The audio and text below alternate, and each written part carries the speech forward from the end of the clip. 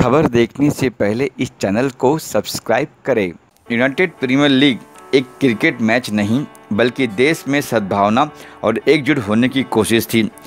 AIMIM party के सोनू आज़मी ने United premiere league की शुरुआत की है। सोनू आज़मी ने इस मौके पर बीजेपी कांग्रेस को खूब कोसा।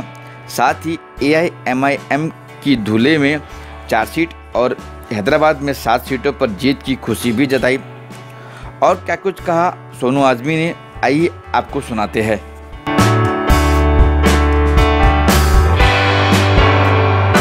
सर, ये प्रीमियर लीग जो यूनाइटेड प्रीमियर लीग है हमने किया है, ये एक्चुअली ये हमने जो प्रोग्राम रखा है जैसा ताकि हिंदू मुसलमान एक साथ रह के एक प्लेटफॉर्म पे आके खेल सके, का मनोरंजन ले सके। और जो देश में जो अफवाह चल रही है, जो हमारे योगी महाराज जो है यूपी के CM, योगी तो कम लगते हैं, उनका कहना है, वो कहते आए हैं कि हिंदुस्तान में न कभी हिंदू साथ में रहा है, न कभी हिंदू मुसलमान साथ रहे हैं, न कभी थे। मतलब वो इतिहास के पन्ने में जाके ये साबित करना चाहते हैं कि हिंदुस्तान में कभी हिंदू मुसलमान साथ कभी थे ही नहीं। तो मैं उनको बताता चलूँ कि 1857 में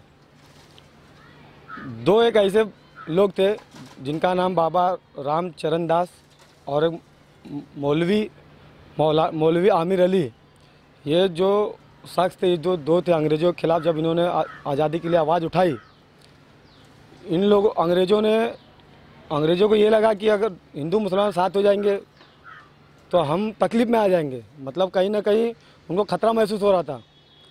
तो इन लोगों ने उन्हें ऐसी मौत दी ताकि दुनिया आज भी याद रखती है, इतिहास के पन्ने में आज भी है कि अयोध्या में एक झाड़ है, एक फांसी के फंदे से लटका उन लोगों को, और एक झाड़ था, एक फांसी का फंदा था और बॉडी 2 थी। मतलब एक ही रस्सी से दोनों को लटका के फांसी दी गई ताकि ये लोग याद रखे। अंग्रेज़ों का ये कहना था कि अगर ये लोग देखेंगे ताकि हिंदू मुसलमान साथ में नहीं रहे। फिर भी उनकी मौत के बावजूद भी हिंदुस्तान के हिंदू मुसलमान मिल के अपना बलिदान देकर अंग्रेज़ों को भगाया। ये मैं बताना चाहता हूँ योगी जी की, जो आपने जो ये बातें कही है ये सरासर गलत है। आप ज़रा हिस्ट्री पे ध्यान दें, आप हिस्ट्री पढ़े। ऐसा नहीं है कि हिंदू मुसलमान साथ में रहे। हिंदू मुसलमान क्या, ये एक ऐसा देश है, दुनिया के हर समाज के लोग ये देश में रहते हैं और आगे भी रहेंगे। नहीं, कबड्डी या नहीं, ये हमारा यूनाइटेड प्रीमियर लीग है, क्रिकेट का ही है। तो इसमें हमारी 8 टीम थी, हर मतलब अपने क्षेत्र की, अपना अंधेरी तालुका की टीम थी सब। अब ये सब लगते हैं कि ये सब सियासी मुद्दा भी होता है, इलेक्शन नज़दीक आता है तो लोग अपने हिसाब से कुछ ना कुछ करते रहते हैं। तो हमने रखा था ताकि एक मनोरंजन हो जाए, लोग एक प्लेटफॉर्म पे आ जाए। और ये MIM को तो लोग अलग तरीके से देखते हैं, क्या ये मुस्लिम पार्टी, ऐसा नहीं है। लोगों ने ये गेम को बहुत कामयाब भी किया है, मैं अपनी पूरी टीम का शुक्रिया करता हूँ। इसमें बहुत लोग थे उसके अंदर, तो कहीं ना कहीं हम एक अच्छा मैसेज दे रहे लोगों को। ऐसा नहीं, हमारे कैप्टन भी थे आकाश करके, क्या वो हिंदू नहीं थे? अमित सरजीत थी, क्या हिंदू नहीं थे? तो ऐसे सब लोग थे, सब ने मिलकर प्रोग्राम को आगे किया है। सोनू, अगर बात करें तो गठबंधन की, आप महागठबंधन कर रहे हो, क्या कहना चाहेंगे इसके? देखिए, मैं पहली बात तो असद साहब का शुक्रगुजार हूँ कि उन्होंने महाराष्ट्र में आए, और उससे बड़ी बात यह है कि प्रकाश आंबेडकर साहब ने असद साहब के हाथ पे बैत रखा है महाराष्ट्र के इलेक्शन के लिए। बहुत अच्छी सोच है उनकी, लेट आए दुरुस्त आए, मैं बहुत धन्यवाद देता हूँ अपने प्रकाश आंबेडकर साहब का। और आने वाला चुनाव जो महाराष्ट्र में है, कहीं ना कहीं मैं समझता हूँ विपक्ष की पार्टियों को तकलीफ दे साबित हो सकता है, क्योंकि आज तक कांग्रेस हो, BJP हो या दूसरी जितनी पार्टियाँ हो, BJP को तो लोग हिंदुत्व के नाम पर जानते हैं, उनका सेकुलर से कुछ लेना देना नहीं है। कांग्रेस एक सेकुलर पार्टी से लोग जानते हैं, लेकिन सेकुलर उनके अंदर है नहीं। भले वो बोलते हैं हम सेकुलर, लेकिन उनके अंदर है नहीं। बहुत जगह देखने को मिला है, इसलिए मैं बोल रहा हूँ। गुजरात का दंगा आपको याद होगा, उसमें बहुत गरीब लोग को मारा गया था, और उस टाइम कांग्रेस के कुछ 42 कुछ MLA थे, 42 लगभग।